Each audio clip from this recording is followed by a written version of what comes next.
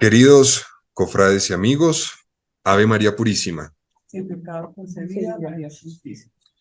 Nos hemos reunido en esta tarde que se hace mañana para recibir una nueva conferencia de la muy honorable Adeline Rucua y asimismo para dar posesión a nuevos cofrades.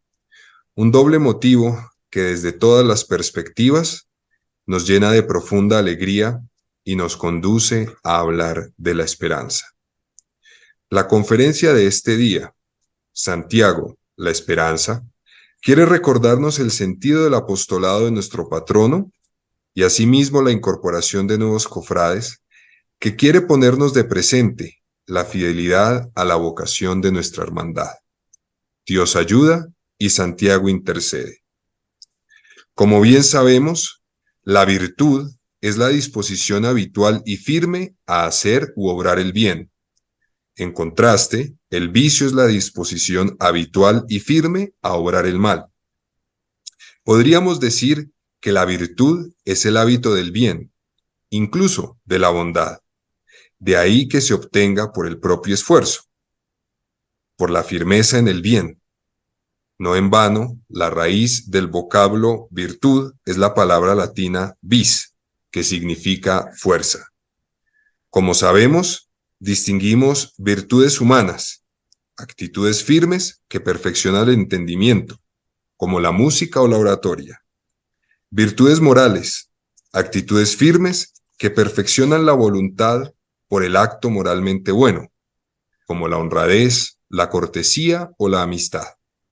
Virtudes cardinales o del corazón, actitudes firmes, infusas, que disponen el entendimiento y la voluntad para escoger los medios más adecuados para alcanzar el fin sobrenatural del hombre.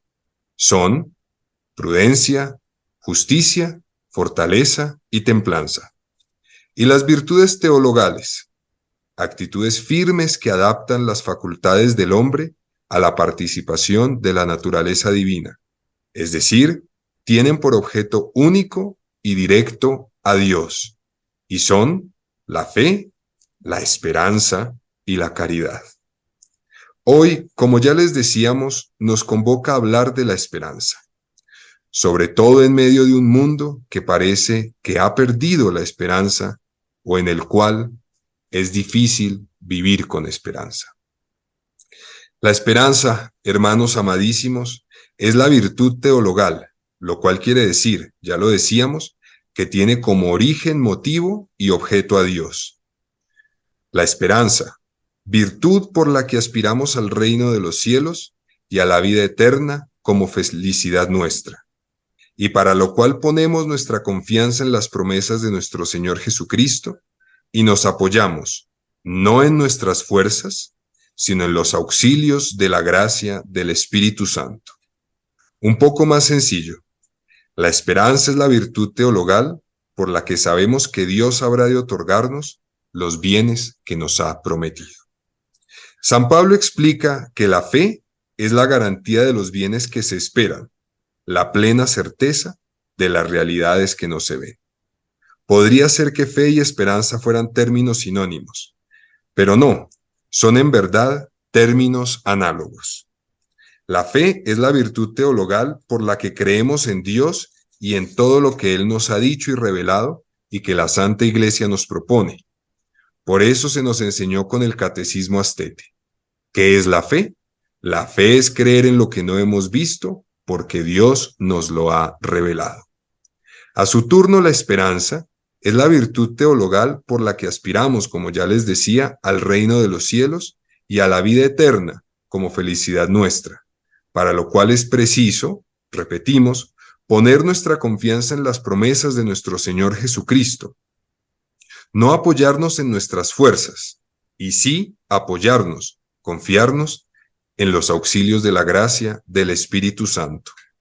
Por ello es que, como explicaba Benedicto XVI, de feliz memoria, la fe es la sustancia de la esperanza. Entonces, agregamos, no puede haber esperanza sin fe, y aunque pudiera existir la fe sin esperanza, no tendría sentido poseer la fe sin aspiración a su cumplimiento. Ya nos decía nuestra querida Adeline, a quien me tomo el atrevimiento de tratar con tanta familiaridad, que los apóstoles son los pilares de la iglesia, y los tres apóstoles más cercanos a Jesucristo, los que han estado acompañándolo en la vuelta a la vida de la hija de Jairo, en la transfiguración y en el jardín de Getsemaní. Ellos son Pedro, Santiago y Juan. Por tanto, podríamos decir, son los pilares principales de la iglesia, a lo cual, siguiendo el códice calixtino, ella misma añade, Juan es la caridad, el amor, Pedro es la fe y Santiago es la esperanza. Por ello, peregrinar a Jerusalén implica ir al inicio de la iglesia, el acto de amor en la salvación realizada por Jesucristo. Peregrinar a Roma implica encontrar a la iglesia militante, a la iglesia peregrina, el acto de fe que se confiesa con Pedro. Tú eres el Mesías, el Hijo de Dios vivo, y que reafirma el mismo Jesucristo. Tú eres Pedro, y sobre esta piedra edificaré mi iglesia, y el poder de la muerte no prevalecerá contra ella. Y peregrinar hacia Santiago es ir hacia el final de la existencia, es ir hacia la eternidad. El acto que orienta el curso de la existencia humana, el acto que nos lleva al reino de los cielos y a la vida eterna. Por ello es que con las mismas palabras de Adeline debemos sostener que ir a Santiago es ir hacia la esperanza. El finis terre es el finis vitae, a lo cual añadiríamos, ir a Santiago, así como ir a Compostela, es ir hacia la esperanza. Adicionalmente, en medio de la que podríamos llamar la octava de todos los santos, que confirma nuestra fe en el cielo, hemos celebrado la conmemoración de todos los fieles difuntos, cuyo sentido, el pasado 2 de noviembre, reafirma la petición por su purificación, la esperanza de que entren en el cielo. Y hoy, ya lo decíamos, celebramos la fiesta de la dedicación de San Juan de Letrán, la madre y cabeza de todas las iglesias de la urbe, es decir, de Roma, y del orbe, que por ser la catedral de Roma, quiere expresar amor y veneración a la iglesia romana, que como afirma San Ignacio de Antioquía, preside en la caridad a toda la comunión católica, al mismo tiempo que quiere recordarnos la verdad esencial de que el templo de ladrillos es símbolo de la iglesia viva, la comunidad cristiana, que es el edificio espiritual construido por Dios con las piedras vivas, que somos los cristianos, sobre el único fundamento que es Jesucristo, la piedra angular. No podría ser una ocasión más propicia para recibir a nuestros nuevos cofrades, quienes como piedras vivas vienen a hacer parte de la edificación espiritual de nuestra cofradía y a reafirmar su confesión en la única fe que salva y de la cual el apóstol Santiago dio testimonio con su propia vida. Como les decía al inicio, hoy escucharemos la conferencia Santiago, la esperanza, que pronunciará nuestra querida hermana y amiga, la muy honorable Adeline Rucua, cuya altura intelectual, académica y moral me releva de extenderme en su presentación, y de quien me siento, no obstante, en la obligación de introducir como miembro numeraria de la Archicofradía del glorioso apóstol Santiago con sede en Compostela.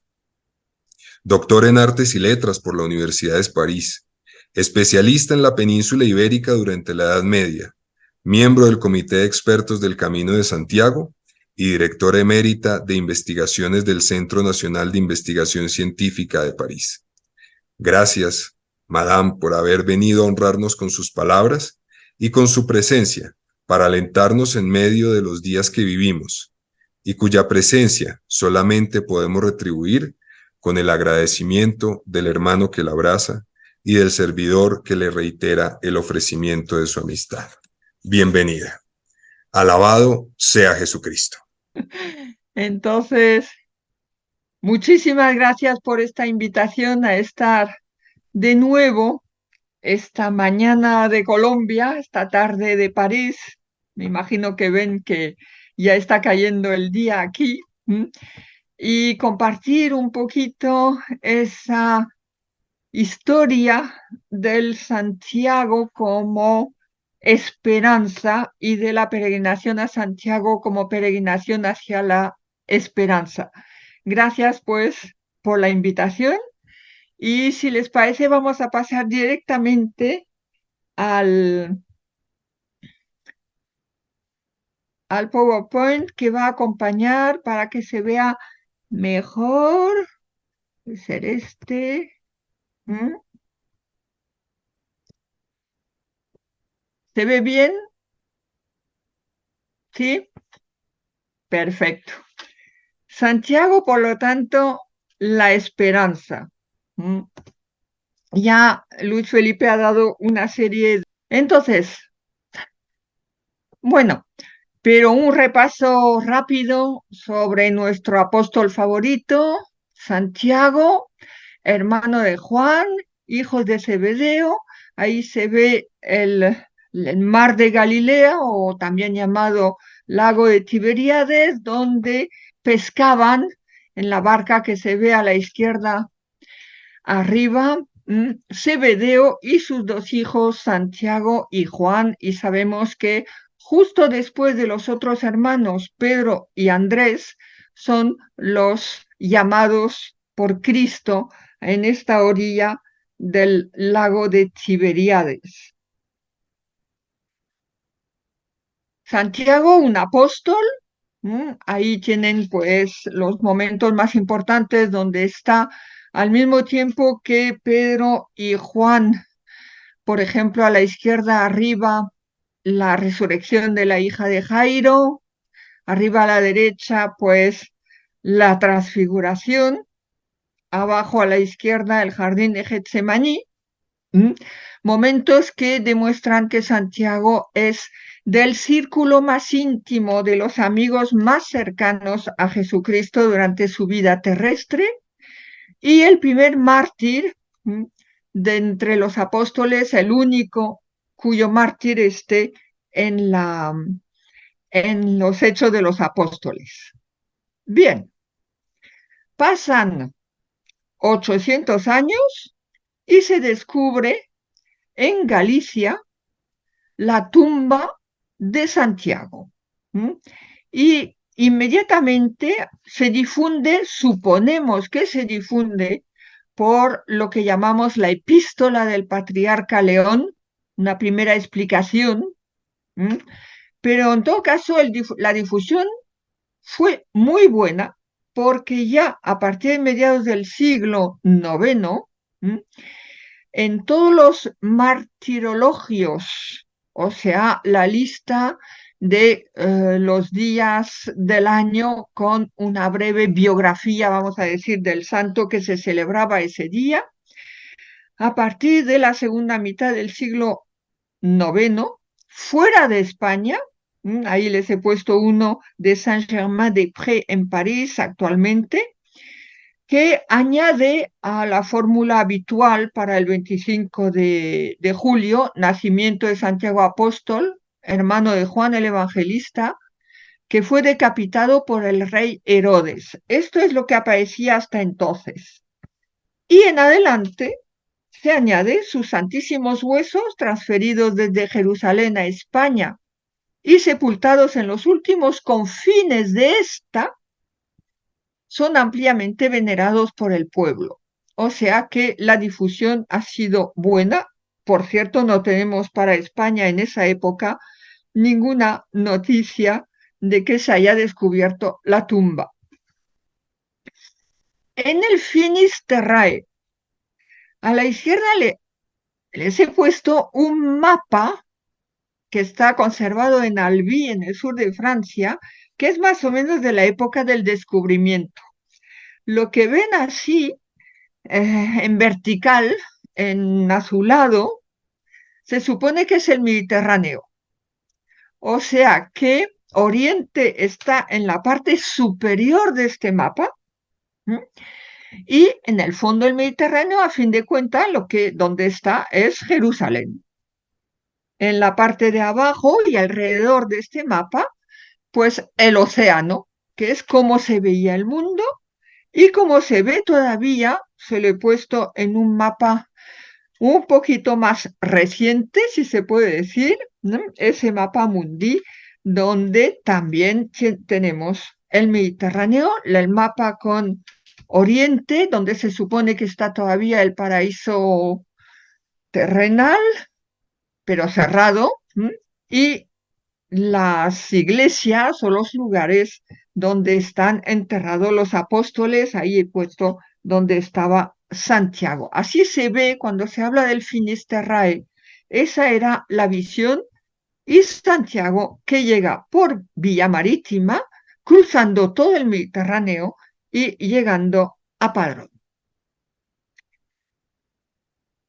Ir al fin de la tierra sabemos que muy rápidamente, ahí he puesto los que conocemos, desde lejos, no hablemos de los que vayan, en esa época no tenemos documentación, a rezar a Santiago, que sean de la región, vamos a decir, de Galicia, pero sabemos que ya antes del 930, o sea, menos de un siglo después del descubrimiento de la tumba, un alemán, luego el obispo de Le Puy, ya lo ven. Otro obispo, excomulgado porque había sido nombrado obispo con 5 años, y bueno, pues lo excomulgaron, la verdad, era normal. Un tal Raimundo II, marqués de Gothia y conde de Ruerga, esto está en el sur de Francia, norte de Toulouse.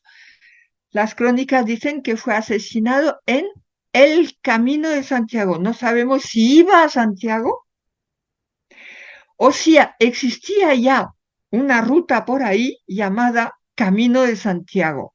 No hay forma de sacarlo del texto. Pero ya hacia el 985, finales del siglo X, un monje armenio que empieza por Jerusalén, quiere visitar los grandes santuarios de la cristiandad, va luego a Roma y finalmente a Santiago. O sea que la difusión y el conocimiento, la idea de que Santiago está enterrado en Galicia, ya se ha difundido en toda la cristiandad. Alrededor del año 1000, el duque de Aquitania, Guillermo V, sabemos que iba un año a Santiago, al año siguiente a Roma, iba así alternando. O sea, una peregrinación que ya inmediatamente cuando se supo que Santiago, que ese apóstol, el hermano de Juan, estaba enterrado en Galicia, atrajo a los peregrinos. Ahora bien, hablábamos de esperanza. El siglo XI es un siglo, y ya entenderán ustedes por qué les hago un poquito de política, un siglo de cambios geopolíticos muy fuertes. En la parte de la izquierda he puesto un poco lo que pasa en el mundo. Y son cambios enormes. Por ejemplo, 1054, el cisma entre Roma y Constantinopla, entre lo que llamamos los católicos y los ortodoxos. La iglesia se divide en dos. El año siguiente es el fin del califato abasí, que había durado casi 3 siglos, que era más o menos lo que unificaba la umma, como se llama, el mundo islámico. Desaparece. 1071, Bizancio pierde ante una invasión de turcos selyúcidas en la batalla de Manzikert. Bizancio es el imperio romano. No puede ser derrotado así como así por unas tribus que vienen de Asia Central, pues sí. 2 años después se inicia la reforma gregoriana, acaba de subir sobre el trono de San Pedro el Papa Gregorio VII con deseos de organizar su patriarcado, o sea, el patriarcado de Roma frente al de Constantinopla. Ese mismo año, los famosos turcos selyúcidas se apoderan de Jerusalén. Esto significa muchas dificultades para ir en peregrinación a Jerusalén. En el 77, Enríquez V, el emperador, tiene que humillarse en Canosa ante el Papa. La humillación de un emperador que además reivindicaba ser el vicario de Dios en el imperio. Los francos toman Jerusalén en 1099, ya saben ustedes que pasaron a cuchillo todos los habitantes de Jerusalén, fuesen musulmanes, judíos o cristianos. Y se funda una orden militar, 1113, la del hospital, que es San Juan de Jerusalén, del hospital, que ahora actualmente es la Orden de Malta, una orden religiosa militar. Todos estos son cambios enormes. En la parte de la derecha, ¿qué pasa en la península? 1031 se termina el califato de Córdoba y se divide toda la parte que ven en verde, al andaluz, en pequeños sultanatos que llamamos taifas. Se unen León y Castilla, se crea un reino de Aragón. Poco después desaparece el reino de Pamplona. En el 85, los cristianos toman Toledo, lo cual quiere decir que ya empieza lo que llamamos la reconquista, la recuperación del territorio, e inmediatamente esto suscita la invasión de unos musulmanes venidos de Norte de África, los almorávides. Eso significan cambios enormes, imperios que uno pensaba que eran para siempre, desaparecen, en fin. Y vamos a ver que a cada vez que hay grandes cambios geopolíticos, son periodos de auge, de aumento de la peregrinación. Hay una búsqueda, por una parte se crean órdenes contemplativas que huyen del mundo, los cistercienses, los cartujos, etc. Por otra parte, hay movimientos hay que volver al pasado, hay que volver a una vida más apostólica, hay que dejarse de toda la pompa de la iglesia, etc. Y peregrinaciones. Entonces se desarrolla la peregrinación a Santiago de Compostela. Entre 1075 y 1211 se construye una nueva catedral adaptada al rito romano impuesto por Gregorio VII, por los papas de Roma, de la que vemos actualmente el interior y no vemos cómo era en esa época cuando se construyó. Ahí hay una maqueta, bajo los auspicios del rey Alfonso VI, lo tienen arriba a la izquierda, y del obispo Diego Gelmírez. Pero no es suficiente. Llegan muchos peregrinos, cada vez más. Hay que acordarse que caben más de 2.500 personas en la iglesia, lo cual quiere decir que la peregrinación ya es importante, pero están preguntando, ¿y cómo se descubrió la tumba? ¿Y cómo llegó Santiago? Y finalmente, ¿quién es Santiago? Y tenemos toda esa serie de textos que he puesto ahí, ven las fechas, la Concordia de ante altares, que es la primera vez que se habla de que un ermitaño llamado Pelayo había visto luces y entonces así se descubrió la tumba.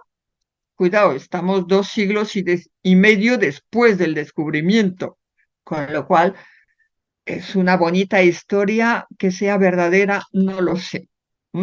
Pero lo que aparece en el Coñiconiriense y tal, todos esos textos están escritos en la catedral y se autentican unos a otros. Así es más fácil.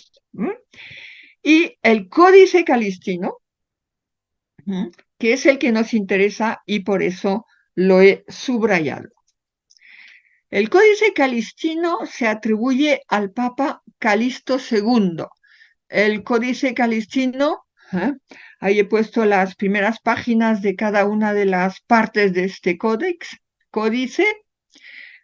Es una copia, como ven, la copia está limpia, no hay cosas borradas, no, lo cual quiere decir que es una recopilación de textos escritos antes. Sabemos que se empieza esa copia hacia 1140 y se termina en 1160, unos 20 años. Y los apéndices, la parte 6, esta se añade después de 1160, probablemente lo estudió días y días hasta 1180-90.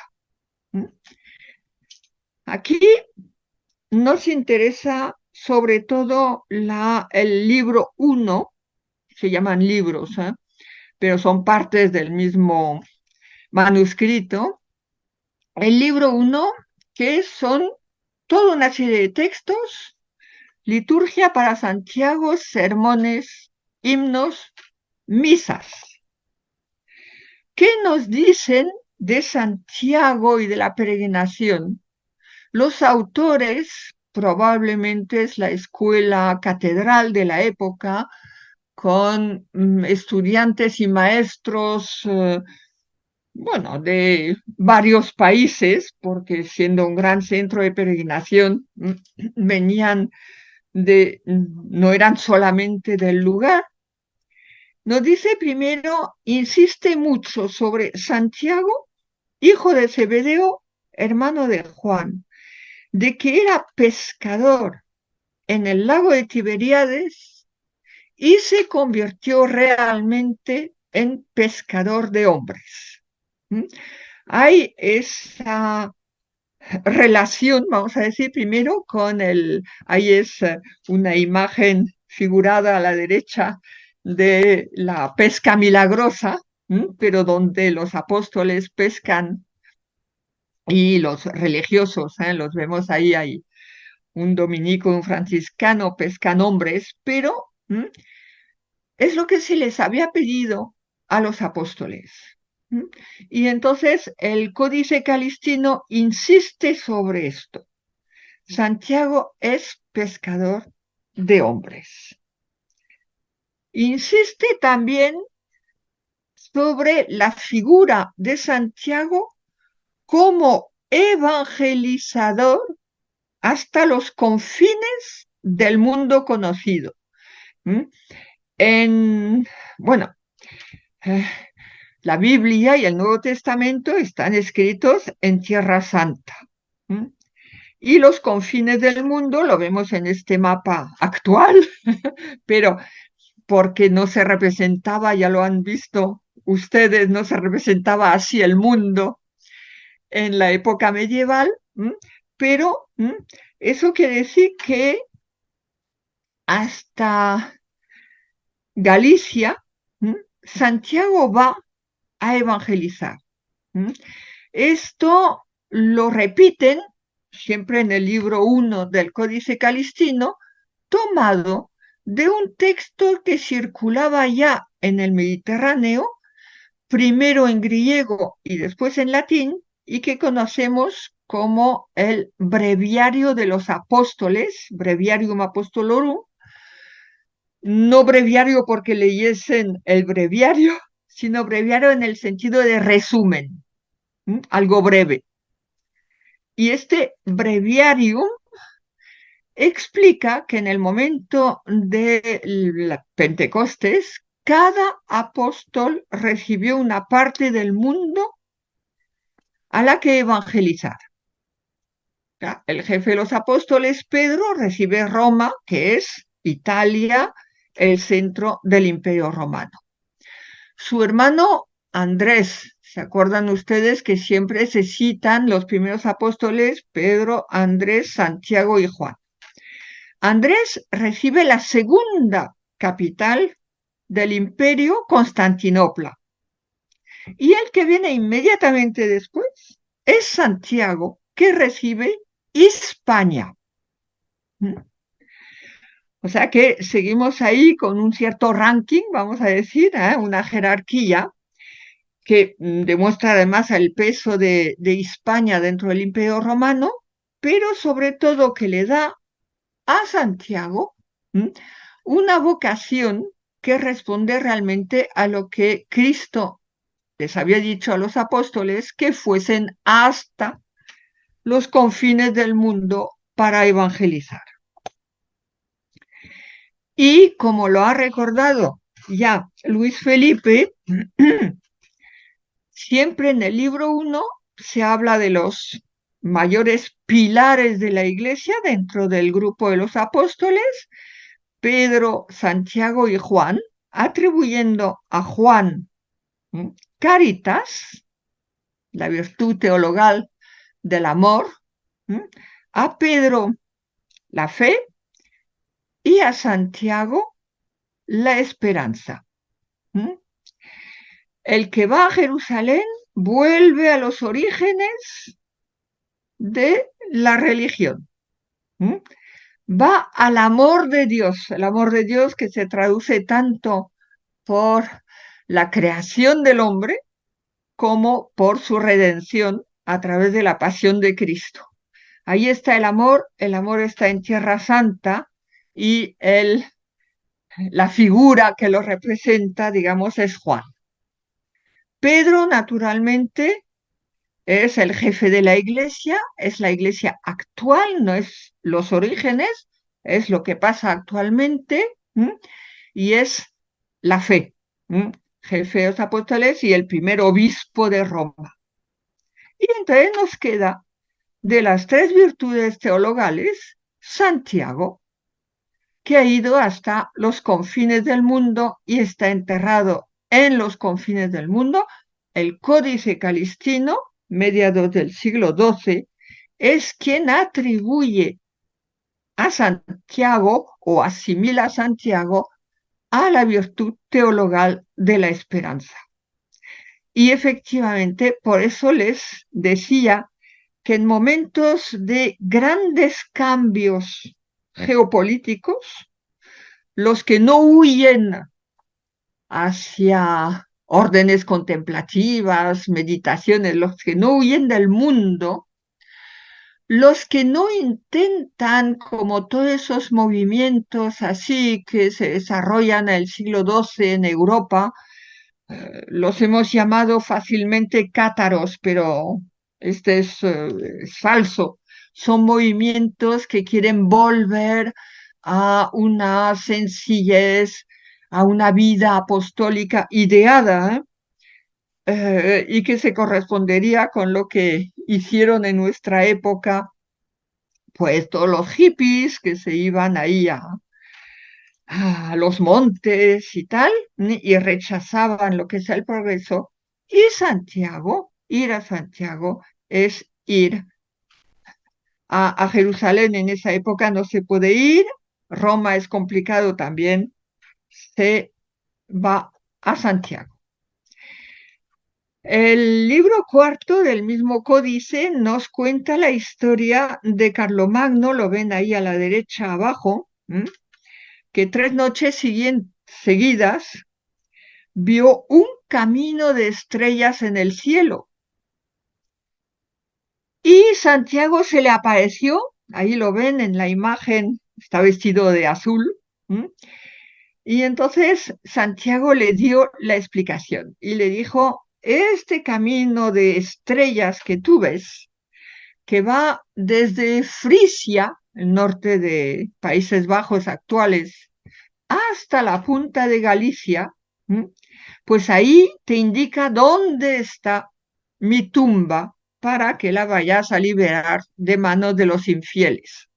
Bueno, esto nos permite simplemente situar la escritura, la redacción de este texto en la época de la primera cruzada, lo de ir a liberar una tumba de manos de los infieles.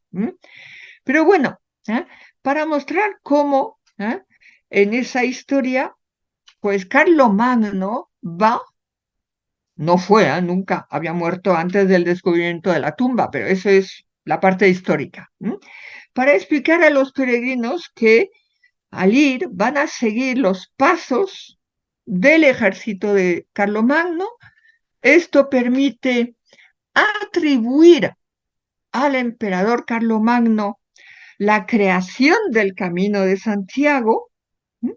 Y Carlomagno llega, es lo que he puesto a la izquierda arriba, llega hasta pues el Finisterrae, el Finisterre, y ahí se le vuelve a aparecer, ahí Carlomagno está a caballo, se le vuelve a aparecer Santiago para decirle que ha llegado al final de la peregrinación, al final del mundo.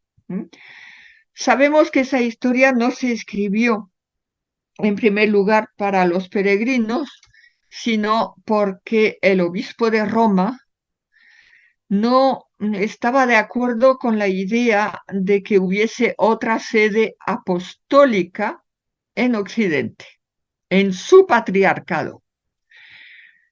Quería que la única sede apostólica fuese Roma.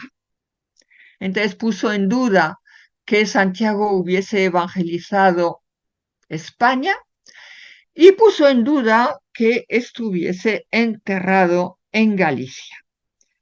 Y por eso en Santiago escribieron esa historia, la pusieron bajo la pluma del tal Turpinus, arzobispo de Reims en la época de Carlomagno, muerto desde hace 3 siglos, con lo cual no se iba a quejar, que explica que un emperador, Carlomagno, de Occidente, un emperador hecho por un papa, pues siguiendo las órdenes de Santiago, había ido hasta el Finisterrae a rezar sobre la tumba de Santiago.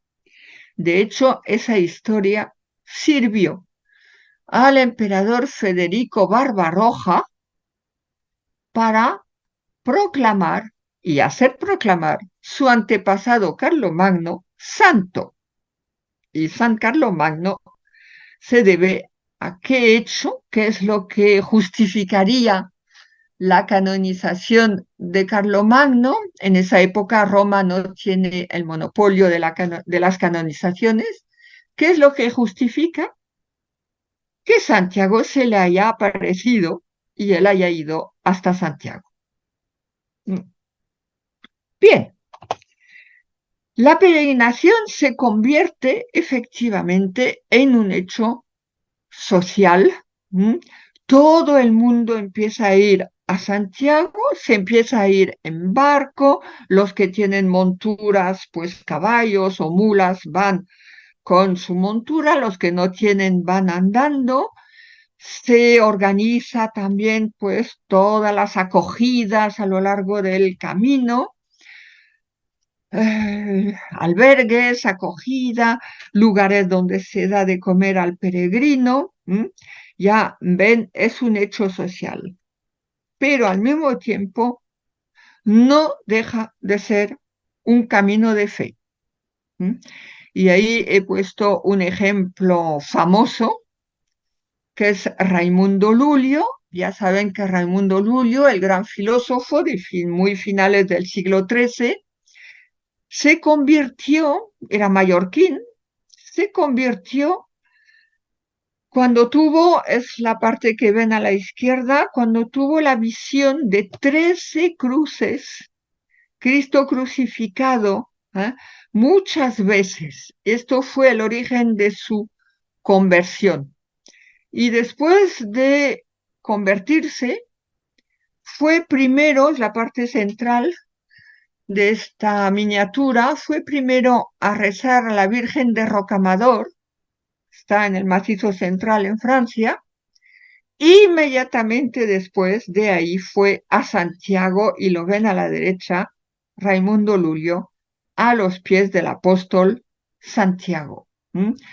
Por mucho que se estudie la historia de la peregrinación como hecho social, se estudie quiénes eran los peregrinos, cómo iban en esa época, si eran numerosos o no, si iban mujeres, que sí iban, si iban niños, que también iban los niños, cómo se les acogía y tal.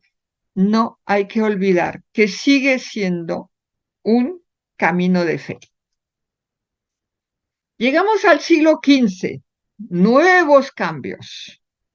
La cosa parecía que no iba mal, pero bueno, final de la Edad Media, en Occidente, la parte que he puesto a la izquierda, la guerra de los 100 años, cristianos contra cristianos. Ya no es una lucha contra un enemigo de otra religión. Son el rey de Inglaterra y el rey de Francia, están luchando por lo que ven ustedes entre Inglaterra y la Francia está así en color fucsia, la Inglaterra en verde y Aquitania dependía de Inglaterra, empieza la guerra de los 100 años. La gran peste que hace desaparecer probablemente un tercio o la mitad de los habitantes de Europa Occidental. El cisma, a partir de 1378, 2 papas, porque se había elegido un papa en Roma, pero solamente con una parte de los cardenales y no estaban de acuerdo, con lo cual se elige otro papa con la otra parte de los cardenales y a partir de ese momento Occidente se divide entre los que siguen el Papa de Roma y los que siguen el Papa de Aviñón, y además podían cambiar así de Papa, nuevo motivo de división, solamente durará hasta 1434. La caballería, los caballeros, derrotados en Aljubarrota, bueno, primero en Nicópolis, lo he puesto por el otro lado, pero en Aljubarrota ante unos peones arqueros. Y después Aljubarrota entre una guerra entre España y Portugal. Y después en Azincourt, en la guerra de los 100 años entre franceses e ingleses. En Italia, los problemas en Florencia, en Milán, las ciudades que son ciudades-estados y están haciéndose la guerra, y en Barcelona o en Galicia, revueltas también. Y en el Mediterráneo, nuevos turcos, esta vez no son los selyúcidas, sino los otomanos, que van avanzando en el mapa que ven ahí de orillas del Mediterráneo. Todo lo que está en verde son conquistas. Han empezado a finales del siglo XIII su avance. Conquistas en 1396. Han derrotado a los cristianos unidos en Nicópolis y en 1453 toman Constantinopla. Es el fin del Imperio Romano, que llamamos de Oriente, pero que era el verdadero heredero del Imperio Romano. Eso significa también que el mundo va cambiando y va cambiando. No todo el mundo es capaz, digamos, de seguir esos acontecimientos. Hay una especie de confusión, de angustia generalizada, y es una nueva época de auge de la peregrinación a Santiago de Compostela. Muchas veces se habla solamente del siglo XII, diciendo es el gran siglo. En el XV, también toda Europa en el siglo XV va a Santiago. Y además, lo que ven ustedes en la izquierda arriba, en 1372, a finales del siglo XIV, en Santiago, copiando lo que se hacía en Roma, inventan los años jubilares. Es un invento romano, el año 1300, Roma había habido tantos problemas que el Papa Bonifacio VIII en 1300 no sabe qué hacer para atraer peregrinos a Roma. Entonces anuncia que el año 1300 es un año de jubileo. Todos los peregrinos que irán a Roma ese año, que se confesarán, que comulgarán y que darán una vuelta, una visita, digamos, a 7 iglesias de Roma, todos sus pecados perdonados. Ese perdón se alargaba, si se puede decir, también a los peregrinos que hubiesen muerto en camino, que no hubiesen llegado hasta Roma, pero que tenían intención de ir. Uf, esto atrajo a Roma miles, miles y miles de peregrinos. El jubileo viene de la Biblia y se tenía que hacer cada 7 años. Cada 7 años había que dejar un año de tranquilidad, no cultivar los campos y condonar las deudas que se tenían, lo decimos todavía en el Padre Nuestro, porque en latín es, no es que perdone nuestras ofensas, sino que nos remita nuestras deudas. Bien, en Roma los jubileos eran cada 100 años. Mezclando los dos, Bonifacio VIII en 1300 se inventa esto. El siguiente tenía que haber tenido lugar en 1400, pero claro, el Papa Clemente VI, hacia 1350, pensó justamente que no iba a haber el año 1400. Y entonces declaró otro jubileo en 1350. Y eso explica por qué, pues 22 años después, 1372, en Compostela inventan que también hay años jubilares, atribuyen su creación a Calixto II, murió en 1124 y estamos en 1372, y deciden que esos años serán cada vez que la fiesta de Santiago, el 25 de julio, caiga en domingo, lo cual nos da más o menos entre 6 o más veces al año, al siglo. En Roma ya saben ustedes que ahora es cada 25 años, que va a ser el año 25 el próximo de Roma. Muy bien, esto, ahora que empezamos por esa época a tener cifras, esto lleva a Santiago, casi al mundo entero, iba a decir, de la época, barcos que salen de los puertos del Atlántico llevando entre 40 y 400 peregrinos, grupos de peregrinos que cruzan por culpa de la guerra de los 100 años, tienen que pasar por el reino de Aragón y vemos que piden salvoconductos grupos de más de 100 personas. Para ir a Santiago, la imagen que he puesto aquí en el centro, que es una miniatura que abre los estatutos de la Cofradía de Santiago de Tournai, en Bélgica actualmente, es la única imagen que tenemos de la iglesia cuando había un baldaquino gótico. En azul, en el centro, ven la estatua de Santiago, detrás de un pequeño retablo, también de madera, oscura, y encima de Santiago ese baldaquino gótico. Detrás de Santiago, cuando uno se acerca más, ve que hay peregrinos que le meten los brazos alrededor del cuello. Ya le hacen el abrazo a Santiago. Y lo que es interesante es que alrededor del altar, abajo, pues hay todo tipo de peregrinos y entre ellos, naturalmente, mujeres, incluso mujeres con niños muy pequeñitos. Es una bonita imagen de cómo era antes de que se cambiase el altar.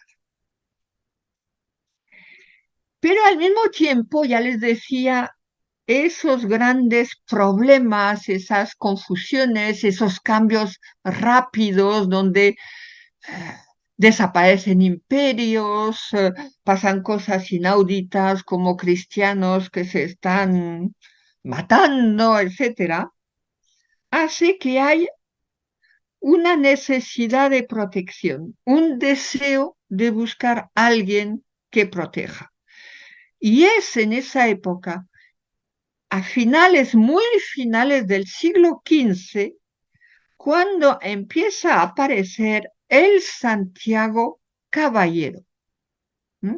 Ahí están las tres representaciones más antiguas que tenga.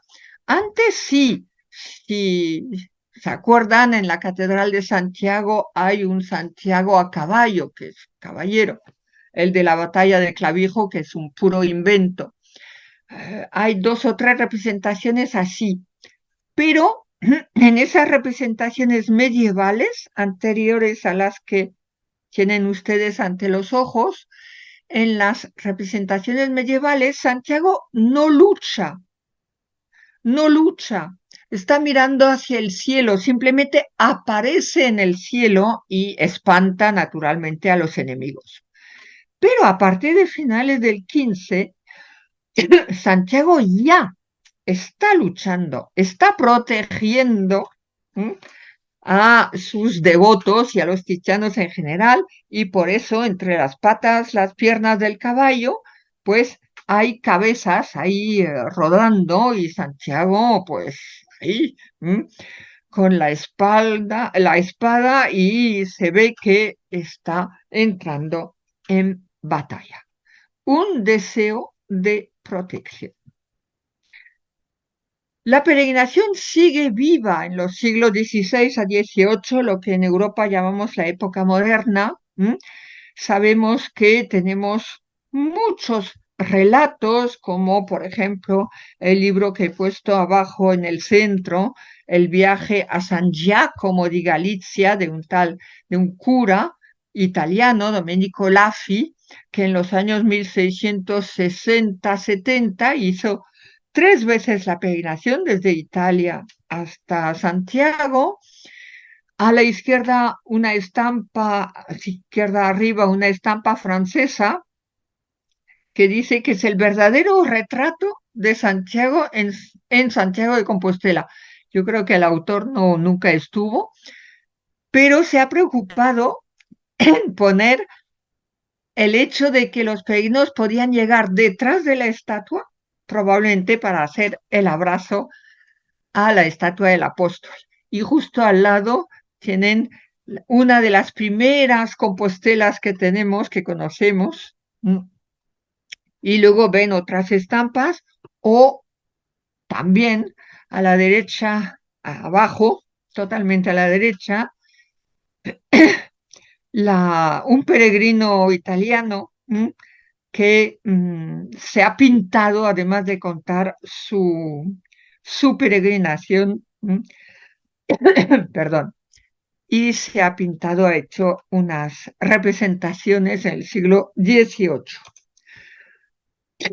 Y es la gran época en que Santiago ya se representa en el mundo hispánico y en las zonas de influencia hispana, como puede ser todo el sur de Italia, como puede ser Flandes, como es el Imperio austrohúngaro, naturalmente, que con Carlos V y Felipe II, pues tiene ahí esa influencia española, de un Santiago presentado como el defensor de la Iglesia.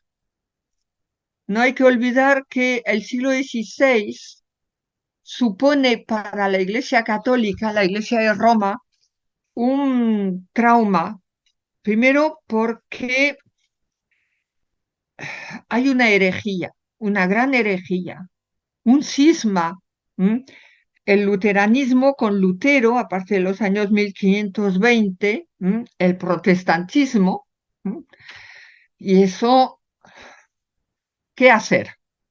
Luego, el descubrimiento de América, un continente entero de paganos, ¿m? De paganos, y que además no está en la Biblia. ¿M? Esto también, ¿qué significa?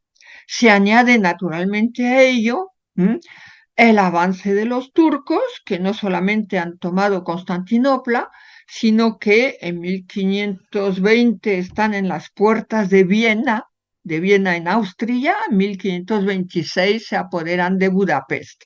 ¿Mm? Bien, eso quiere decir que la Iglesia se siente rodeada por enemigos, turcos, herejes, o sea, protestantes, paganos, ¿m? Y ahí la Iglesia de Roma, que está dominada, hay que decir la cosa como es, por los españoles, ¿m? Papas españoles, a partir de los, no tanto Alejandro VI Borgia, sino los siguientes, la importancia de los españoles en el Concilio de Trento, que dura casi todo el siglo XVI, la aparición de una orden nacida en España, que son los jesuitas, hace que, de alguna forma, el protector de España, España lo ofrece, de alguna forma, a la Iglesia como protector y defensor de la Iglesia. Esta representación, esta imagen de Santiago, hay que entenderla así, como un defensor. Si usted tiene fe, debe de estar dispuesto a defenderla, a defender su fe. Entonces ahí, por ejemplo, las dos representaciones que he puesto a la izquierda, cuando uno mira, sobre todo se ve mejor en la que está abajo, se da cuenta de que los enemigos que combate Santiago tienen turbantes, son los turcos. También en la parte central, que es la famosa imagen que estaba en la Catedral de Santiago y que han quitado para ser políticamente correctos, los que hay entre los pies de los caballos son moros, son turcos. Y las dos representaciones que he puesto a la derecha proceden de América, donde tenemos el mata indios, pero hay que tener en cuenta que en esa época indio no es un calificativo étnico. Indio es equivalente a pagano. El indio étnico bautizado nunca más se le llamará indio. Ya es natural de los reinos del rey, es sujeto, súbdito del rey de España. Entonces el mata indios es el que lucha contra el paganismo. Vamos a llegar al siglo XX. Ya saben que en el XIX, a finales del XVIII, la Revolución Francesa, que impide el paso a través de Francia. A principios del XIX, las campañas napoleónicas y la guerra con los ingleses y la guerra de independencia de España. Después la desamortización en España. Todo esto ha desorganizado totalmente la peregrinación en la primera mitad del siglo XIX, y a finales del siglo XIX se han hecho excavaciones y se ha descubierto de nuevo la tumba y unos restos que el Papa León XIII ha autenticado, ha atribuido a Santiago y a sus dos discípulos, Atanasio y Teodoro. Pero el siglo XX, de nuevo, es un siglo, y lo conocemos, difícil, vamos a decir, ya he puesto una serie que no es todo, pero una serie de cosas así: Primera Guerra Mundial, la Guerra de España, Segunda Guerra Mundial, el nacimiento y en el mismo siglo la caída de la URSS, lo que pasa con Cuba y Estados Unidos, Israel y Palestina, a partir del momento en que se les da a los judíos un territorio propio, la aparición de el terrorismo, esa especie de guerra difusa, la guerra de los Balcanes, la invasión de Ucrania últimamente, en fin, bueno. Y naturalmente, pues lo que está pasando en este momento en Tierra Santa. Pero al mismo tiempo, para desasosiego, vamos a decir, de la gente, unos avances tecnológicos rapidísimos, se llega hasta la luna, estamos comunicando a través de Internet como si estuviésemos al lado, una época que llaman en Europa los años gloriosos porque es una época de progreso y tal, pero después toda una serie de crisis, la gran angustia ante el año 2000, las migraciones, las epidemias, hemos pasado una no hace mucho, y la desaparición de una serie de recursos del planeta, como ven, también una época complicada. Renace la peregrinación a Santiago de Compostela. Renace en 1950 con el arzobispo Fernando Quiroga Palacios, que he puesto aquí a la izquierda arriba. En Francia se crea en ese mismo año una sociedad de amigos de Santiago de Compostela, la primera de las asociaciones actuales, con el que fue primero su secretario y después su presidente, es la foto que está ahí, René de la Côte Messelière, y vemos pues un mapa en el cual se han recreado, en realidad se han creado en Francia dos caminos y recreado otros dos, de los caminos a Santiago de Compostela, y ya a partir de los años 50 empiezan de nuevo las peregrinaciones. Ahí tienen esos peregrinos, cada vez más numerosos, cada vez más. La cifra que he puesto para 2023 es la que se ha dado hace 2 días, o sea, no ha terminado el año 2023.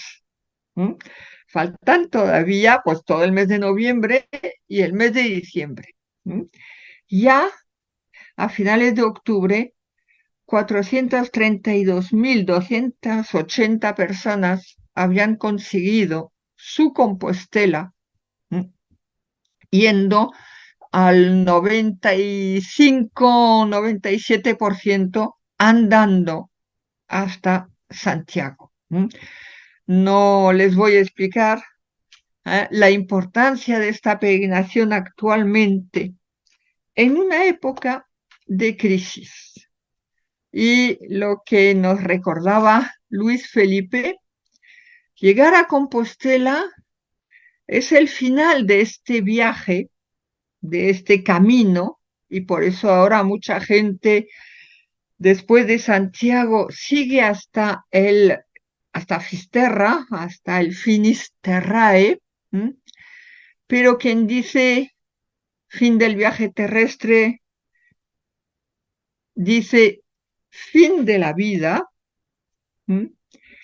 porque ¿qué es lo que espera el peregrino cuando llega a Santiago? ¿Qué es lo que lo espera? ¿Qué es lo que lo acoge? El pórtico de la gloria. El peregrino, los que